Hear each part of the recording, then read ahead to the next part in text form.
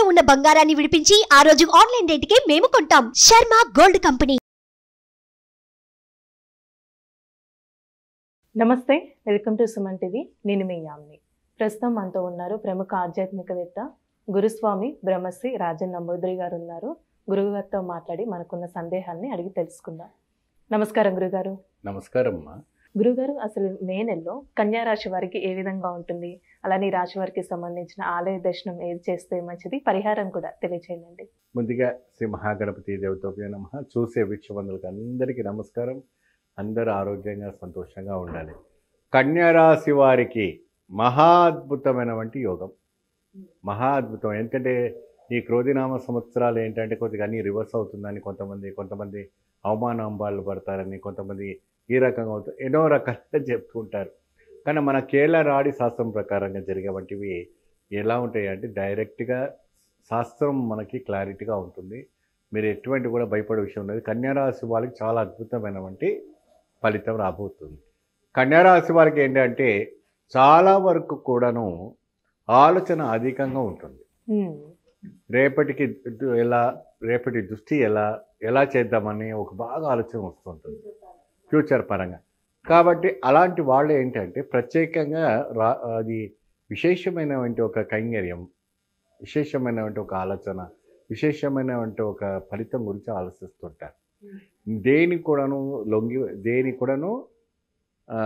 నేను ఓడిపోయాను కదా అని వెనుక అడుగు వేయలేనంటే ఒక ఆలోచన కన్యారాశి వాళ్ళు, స్త్రీలైనా పురుషులైనా బాగా ముందు అడుగు వేస్తారు.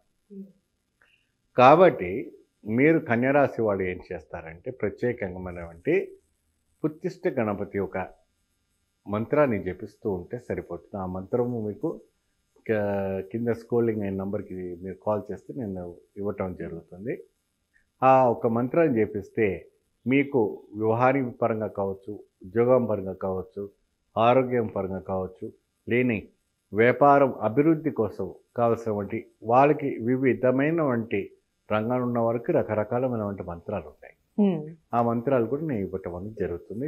చక్కగా డైరెక్ట్గా మీకు ఇస్తాను, మీరు వినండి.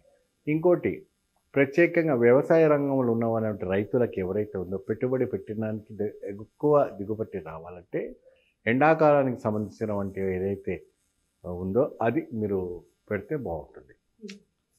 సీజన్ తగినట్టుగా మీరు పెట్టుకుంటే మహా అద్భుతమైనటువంటి ఫలితం రావడానికి జరుగుతుంది.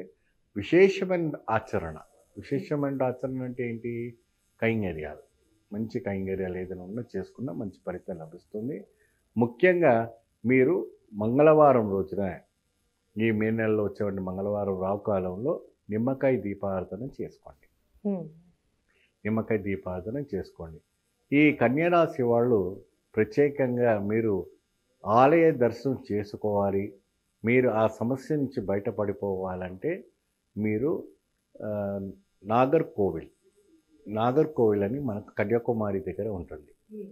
అక్కడికి వెళ్ళి స్వామివారికి విశేషమైనటువంటి ఒక పూజ ఉంటుంది. అంటే శివుడు అండి? శివుడు. నాగర్కోవిల్ అంటే మొత్తం పాముదే ఉంటుంది, మొత్తం చుట్టూ పామే. అక్కడ ఈ వీళ్ళకి విశేషమైనటువంటి దోషాలు ఏదైనా ఉన్నా, కాలదోషం అన్నీ ఏ దోషాలు ఉన్నా కూడా సకాలం తొలగిపోయి అక్కడ కూడా రావుకాల దీపారాధన చేసుకుని వస్తే చాలా విశేషము. ఆ నాగర్కోవిల్ టెంపుల్కి వెళ్ళి తిరిగి వచ్చిన తర్వాత కన్యారాశి వాళ్ళు విశేషంగా ఇక్కడ వెండి నాగపడిగ చేసి, ఇక్కడ రేణుక ఎల్లమ్మ అని చెప్తుంటారు మన తెలంగాణలో, ఆ అమ్మవారి కానీ, లేదంటే బల్కంపేట ఎల్లమ్మ దేవాలయం ఉంటుంది, ఆ దేవాలయంలో వెళ్ళి అక్కడ పుట్టలో అది వేయటం ఆచారం చేసుకోవాలి.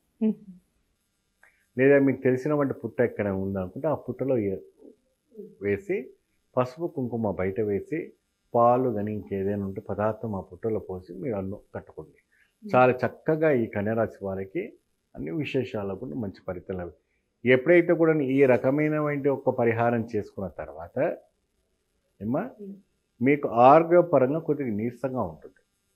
పరిహారం చేసుకున్న తర్వాత కొద్దిగా నీరసంగా ఉంటుంది. ఆ నీరసాన్ని తొలగించడం కొబ్బరి నీళ్ళు అలాంటివి తాగితే సరిపోతుంది. కాస్త జాగ్రత్త వహించామంటే ఖర్జూర పండు, ఎండి ఖర్జూర ఉంటుంది కదమ్మా, చక్కగా ఒక పటిక బెల్లం వేసి మీరు రాత్రంతా నానబెట్టినామంటే ఆ ఒక ఎండిపోయిన ఖర్జూర నీళ్ళు ఉదయాన్ని ఫ్రెష్ అప్ అయిపోయిన తర్వాత ఆ పటిక బెల్లం నానిపోయి ఉంటుంది. అందులో ఖర్జూర పండు కూడా మెత్తగా ఉండి ఆ నీళ్ళు జిగురు ఉంటుంది కాబట్టి అది తాగిన తర్వాత మీకు ఆరోగ్యం సహకరిస్తుంది. ఆ తర్వాత 11, 12 మధ్యలో చక్కటి మీరు ఎర్రటి ఒక కొబ్బరి బొండ తీసి మంచిగా తాగారంటే ఆ ఒక నీరసంగా వెళ్ళిపోయి ఆరోగ్యంకు బాగా కుదురుపడుతుంది. సాయంత్రానికి కూడాను కాస్త మధ్యాహ్నానికి మీరు నానబెట్టుకున్నామంటే ఏదైనా వడపప్పు ఉంటే 6 తర్వాత వడపప్పుని కాస్త ఉప్పు వేసి ఏదైనా సల్విడికి సంబంధించినవంటి అంటే పచ్చిమిర్చి లాంటివి ఏదైనా పెట్టేసి అది కూడా స్వీకరిస్తే కూడా ఒంటికి చాలా మంచిది. ఈ రకంగా కన్యారాశి వాళ్ళు పాటిస్తే చాలా బాగుంటుంది. మీరు ఈ ఆలయానికి నాగర్కోవిల్కి వెళ్ళి వచ్చి తిరిగి వచ్చిన తర్వాత ఈ నాగంపాముని మీరు దానం చేస్తే మంచి ఫలితం లభిస్తుంది. చాలా చక్కగా తెలియజేశారండి కన్యారాశి వారికి సంబంధించి. ధన్యవాదాలు. చూసారు కదండి, అంటే కేరళ శాస్త్రం ప్రకారం గురుగారు మాటగా మనకి తెలియజేశారు కాబట్టి మీరు కూడా మీ జాతకానికి సంబంధించి కానీ మీ ఇంటి వ్యాపార వాస్తు సంబంధించి ఎలాంటి విషయాలైనా మీరు తెలుసుకోవాలనుకుంటే స్క్రీన్ మీద కనిపిస్తున్న నెంబర్కి కాల్ చేసి గురుగారిని సంప్రదించవచ్చు. ఇలాంటి విశేషమైన అంశాలతో మళ్ళీ మీ ముందుంటాను. ధన్యవాదాలు. సుమన్ టీవీలో మీ పర్సనల్ అండ్ బిజినెస్ ప్రమోషన్స్ కోసం కింది నెంబర్కి కాంటాక్ట్ చేయండి.